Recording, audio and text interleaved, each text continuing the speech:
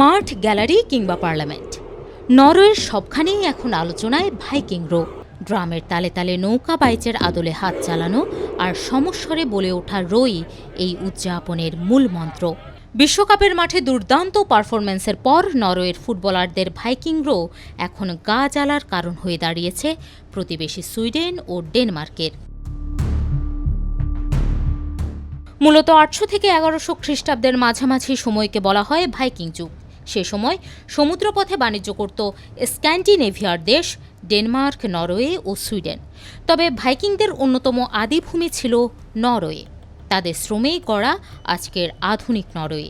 সেই গৌরবময় ইতিহাসকে শ্রদ্ধা জানাতেই এই ভাইকিং রো উদযাপন। মাঠে নরওয়ের ফুটবলারদের ঐতিহ্য স্মরণের মুহূর্ত সাড়া ফেলেছে গোটা বিশ্বে। বিশেষ করে এতে যেন মুগ্ধ হয়েছেন নরওয়েজিয়ান পার্লামেন্টের আইন প্রণেতারা। ফুটবলারদের সমর্থনে দলমত ভুলে পার্লামেন্টে বসেই খেলোয়াড়দের অনুকরণ করেন তারা। তবে এই উদযাপন কিছুতেই সহ্য হচ্ছে না প্রতিবেশীদের। সুইডেনের ডিফেন্ডার গুস্তাভ লাগারবিয়েলকের ভাষ্য, আমি জীবনেই এই উদযাপন করব না। টিভি ক্যামেরায় এটা দেখলেই আমার বিরক্ত লাগে। আরেক সুইডিশ ফুটবলার এলিয়ট স্ট্রাউডের ভাষ্য, তারা এই উদযাপন একটু বেশি করছে, সুযোগ পেলেই তারা এটা করছে।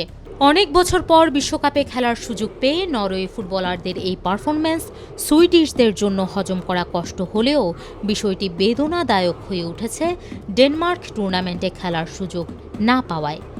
ড্যানিশ গণমাধ্যম তো একে নর্ডিক আধিপত্যের পতন এবং নরওয়ের বাড়াবাড়ি হিসেবেও বর্ণনা করেছে। ডেনমার্কের জনপ্রিয় ট্যাবলয়েড বিটিএর এক প্রতিবেদনে বলা হয়েছে, নরওয়ের এই ভাইকিং উদযাপন নর্ডিক অঞ্চলের প্রাপ্তবয়স্কদের জন্য এক ধরনের বুলিংয়ে পরিণত হয়েছে। নরওয়েজিয়ানরা এখন জীবনের সবচেয়ে বড় উৎসব উপভোগ করলেও তা ড্যানিশদের কষ্টের কারণ হয়ে দাঁড়িয়েছে। কারণ ড্যানিশদের এটা স্বীকার করতেই হচ্ছে নর্ডিক অঞ্চলের সেরা দল আর তারা নয়।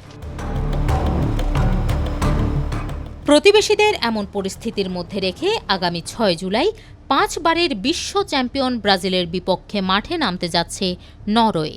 সেই ম্যাচেও কি নরওয়ের ফুটবলাররা করতে পারবে ভাইকিং উদযাপন? নাকি প্রতিবেশীদের হিংসার আগুনে ব্রাজিলের বিপক্ষেই থামবে নরওয়ের বিশ্বকাপ যাত্রা?